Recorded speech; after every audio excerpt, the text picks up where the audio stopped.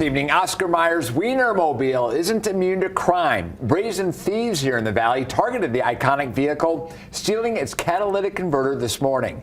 The 27-foot-long hot dog on wheels was supposed to make a stop at the Smiths on Warm Springs, but it had to make a pit stop this morning after the thieves struck. It was parked in a lot of Sonesta Suites located on Paradise at the time.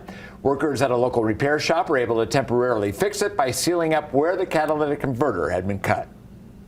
Got here early this morning. It didn't stay that long. They just patched it up because obviously we still need the correct parts, to install them. It's just a temporary fix. They just sealed up the area so that they can drive the vehicle around. We travel all over the country, and our whole goal is just to spark smiles. So, as we're traveling around, we just wanted to make sure that this thing, our safety is the most priority thing. So we wanted to make sure this bad boy is up, it's going. We haven't skipped a beat.